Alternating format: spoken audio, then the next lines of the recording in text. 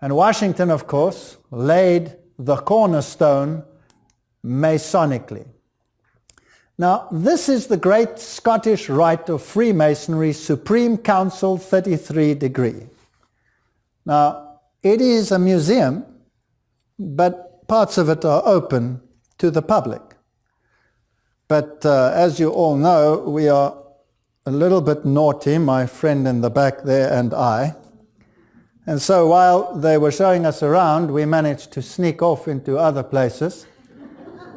But this is where the great leaders actually meet after their decisions are made in the senates and other places, and the real power is determined over here.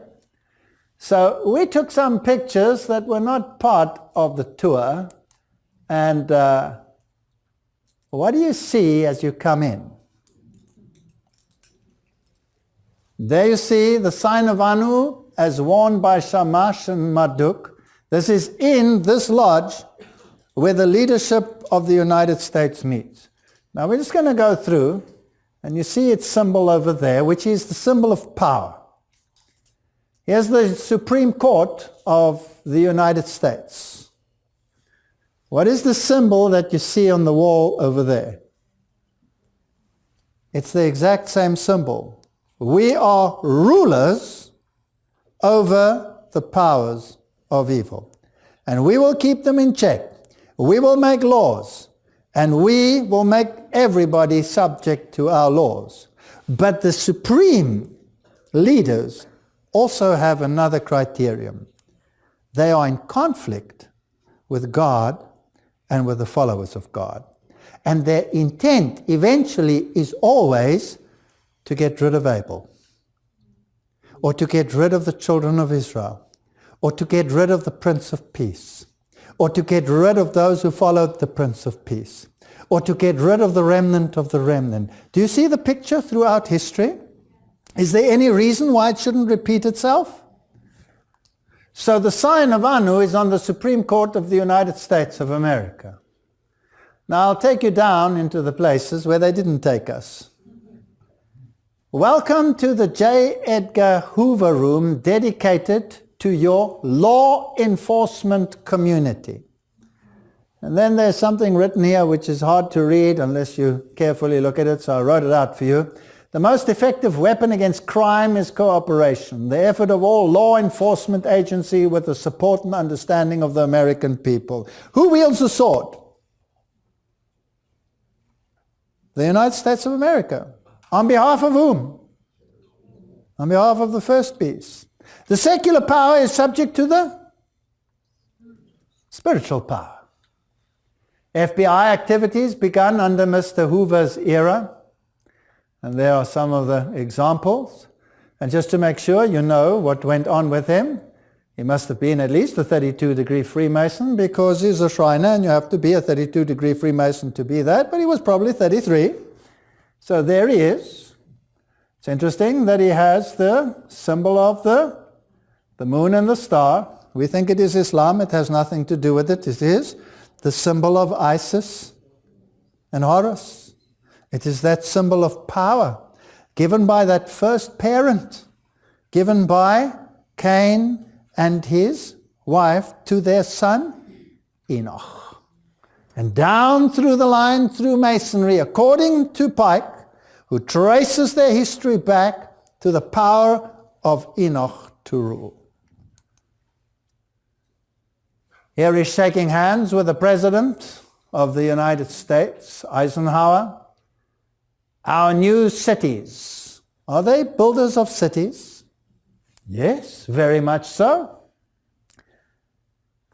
Who's this gentleman? This is taken in that lodge, by the way, in that room. In that lodge.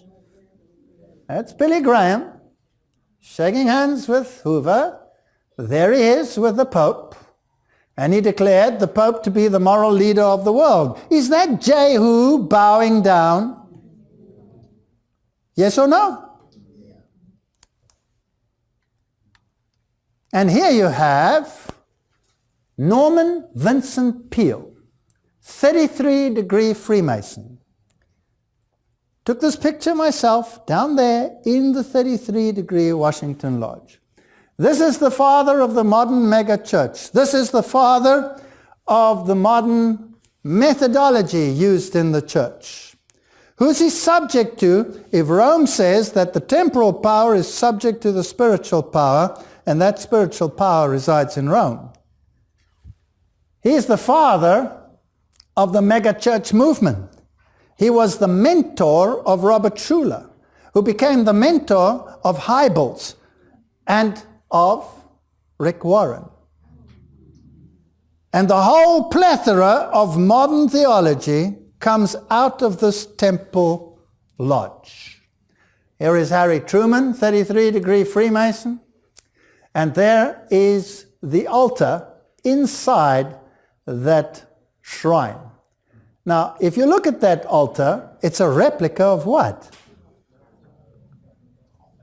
It's a replica of the altar of offering that was used by the Hebrews. But on top of it is not only the Bible, but the Bhagavad Gita, the Tanakh, the Quran, and the Bible. What does that symbolize? That all religions will be fused into one. So is this children of obedience or children of disobedience? Is this a way to God of your own devising, or is it the way, the truth, and the life? Nobody comes to the Father except by me. Well, we can see that quite clearly. Alice A. Bailey, foundress of Lucifer Trust, said, "There will be no dissociation between the universal church, the sacred lodge of all true Masons, and the inner circle of the esoteric societies. In this way, the goals and the work of the United Nations will be solidified, and a new church of God, led by all the religions and by all the spiritual groups, shall put to an end the great heresy of separateness." So if the Bible says come out and be separate and have nothing to do with this kind of worship, they say the opposite. So these are rulers of evil. Another 33-degree Freemason, Senator Dole, and here you have Burke, showing that the military power is also under their control. This is all taken directly from the pictures hanging down there. And we also happened to step on the holy ground of Albert Pike's grave, and they were horrified. "Oh, you're standing on holy ground. What's so holy about it? Pike is here." Unbelievable. Bernstein noted that the leading American players behind Reagan-Vatican conspiracy to a man were devout Roman Catholics, namely William Casey. Now, this book was written in 1971. This is Rulers of Evil. I just want you to note the names and see where these people, or some of them, are today. William Casey was then, at that time, director of the CIA. Richard Allen, National Security Advisor.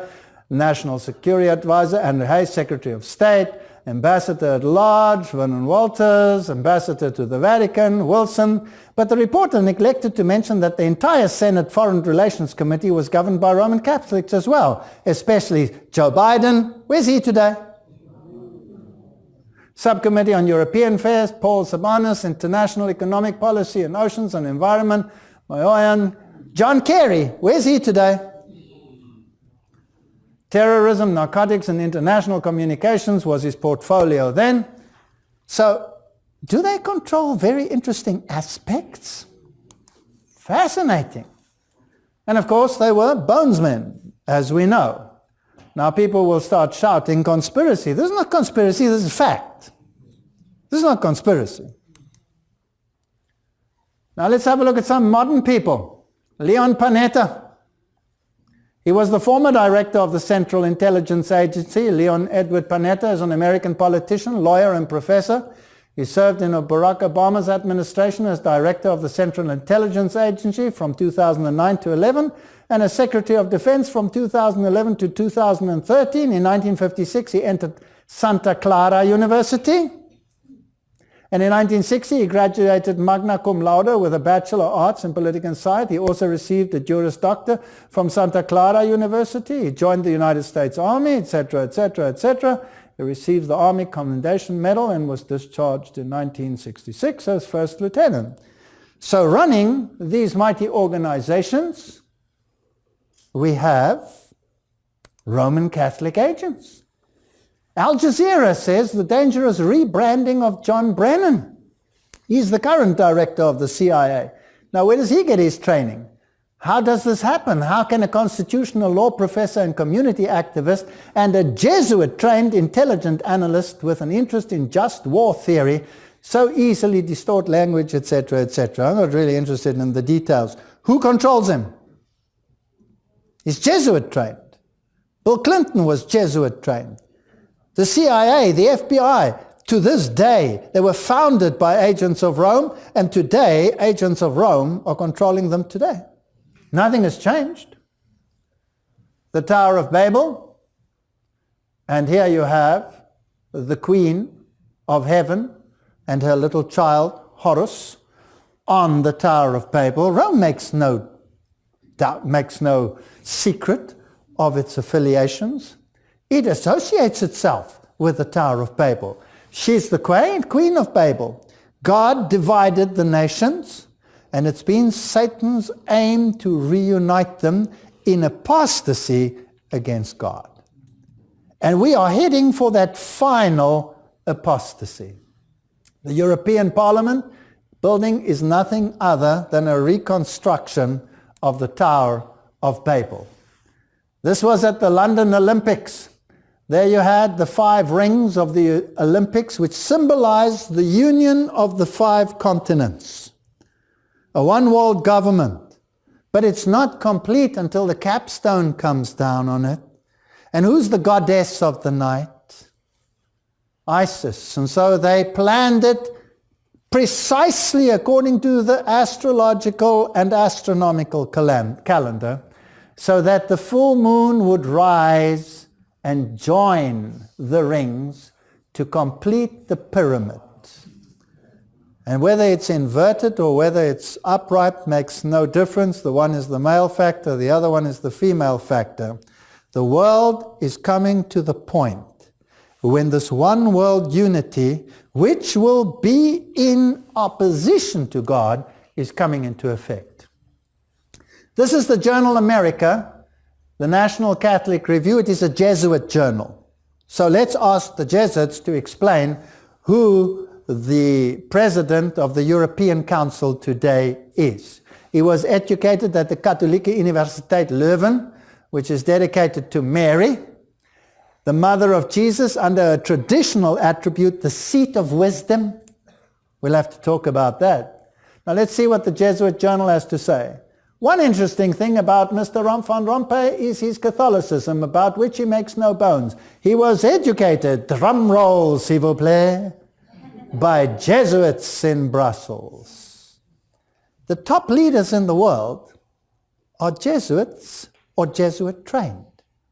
They wield the power. This is the emblem of Georgetown University. This is taken directly from their webpage. The seal of Georgetown University, it bears the founding date, 1789. The university motto, Trac Unum, both into one. And Latin inscription, Collegium Georgio Platanum at Ripas, whatever, which means Georgetown College on the banks of the Potomac in Maryland. This is where the presidents get educated. This is where the legislators get educated. They have the Roman eagle, and it says, both into one.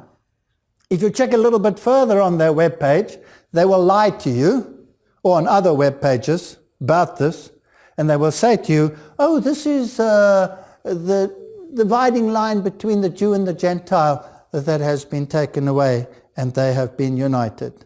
Nonsense. This is the union of church and state. The union of church and state. This is what will be achieved whether we like it or not, and it will be under the auspices of the Roman eagle. And that is why there's a holy alliance which was formed between the two, and the eagle forms part of the Pontifex Maximus' symbol on the very seat of his power. I took that picture in the Vatican on the floor as you enter St. Peter's. And there is the emblem. And this is the symbol of the United States of America, and it has exactly the same thing. Here it says in Latin, He, God, favored our undertaking and a new order of the ages. You know these things. Here is the symbol of the eagle in Rome under the papal keys on the coin of the Vatican. And here is the famous eagle as it is in the garden of the Vatican, sculpted by Pope Paul V. Now, this is a statement that some say he never made, but many claim that he did make it. And even if he didn't make it exactly like this, it is found in others of his writings almost like this. So we can say it's quite authoritative. Woodrow Wilson wrote, I'm a most unhappy man. I have unwittingly ruined my country. A great industrial nation is controlled by its system of credit. Our system of credit is concentrated. The growth of the nation, therefore, and all our activities are on the hands of a few men. We have come to be one of the worst ruled, one of the most completely controlled and dominated governments in the civilized world. No longer a government by free opinion, no longer a government by conviction and the vote of the majority, but a government by the opinion and duress of a small group of dominant men. And he said that after he signed into law the Federal Reserve. Now, this is the Globe and Mail business report, 10 September 2013.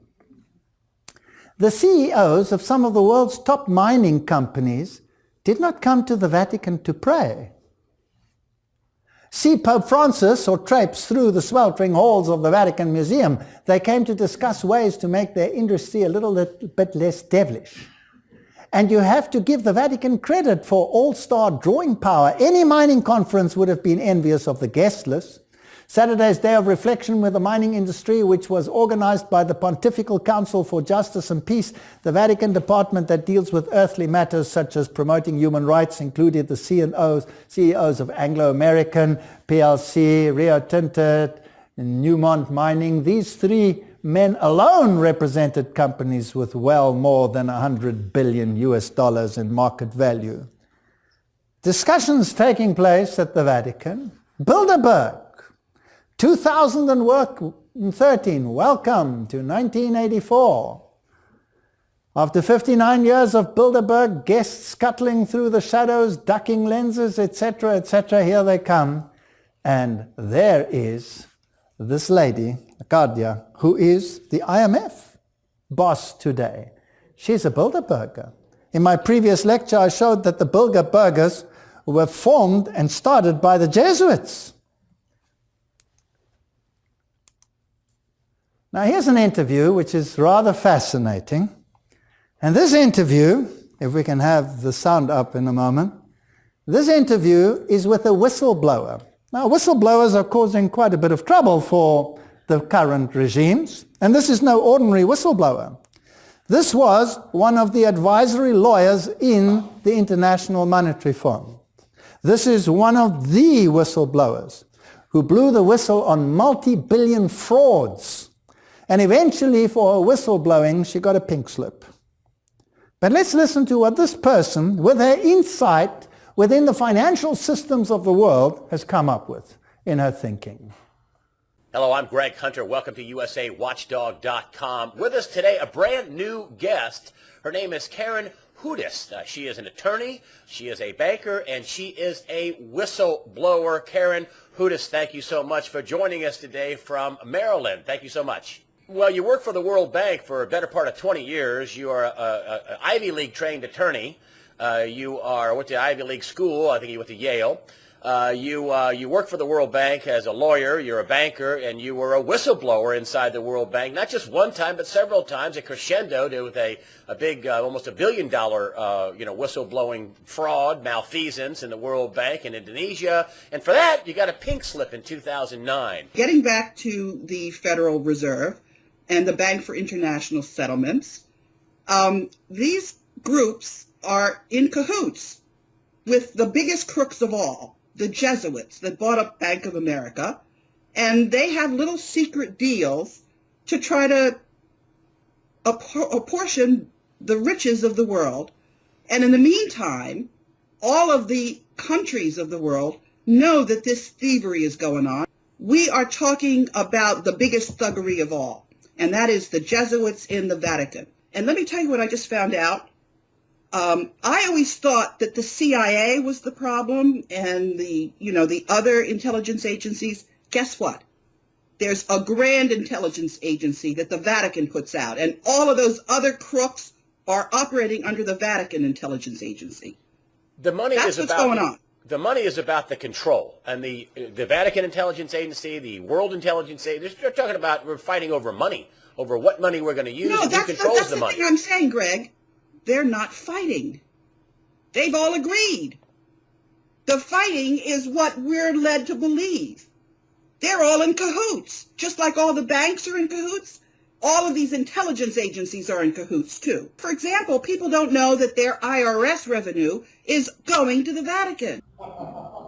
Now, there's a whistleblower, and I don't think she's a fool. I think she saw through it. Pope John the 23rd made the following statement. The mark of Cain is stamped upon our foreheads. Across the countries our brother Abel was slain in the blood which we drew, and shed tears we caused by forgetting thy love. Forgive us, Lord, for the curse we falsely attributed to their name as Jews. Forgive us for crucifying thee a second time in their flesh, for we knew not what we did. Now, lest I be accused of being an anti-Semite, I am not. Lest I be accused of being an anti-Catholic, I am not. I'm not anti-anyone, I'm just pro-Jesus Christ. But he claims the mark of Cain is stamped upon their foreheads. He's just stating a fact, he knows it. They have the mark of Cain. They have the authority to rule. And they are exercising the authority. And what he says is that they slew Abel all over again in the form of the Jews, but they want to be forgiven for that. Does he ask forgiveness for the Inquisition and the slaughter of millions of Christians? No. Because those who reject Christ are part of his mindset. So all that he has done in this statement has said the mark of Cain is upon our forehead, and we welcome into our midst anyone who has the same enmity against Jesus Christ. That's all he's saying. But they're clever. They hide it under this language so that you will not see it. Netanyahu thanks the Pope for Jewish exoneration. So Pope Benedict went a step further and exonerated them from the guilt of the crucifixion. He's very kind.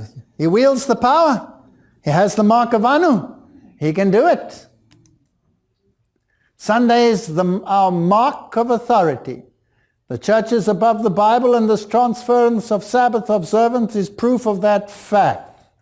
Catholic record. A person who violates the sanctity of Sunday is to be punished as a heretic. John Paul II.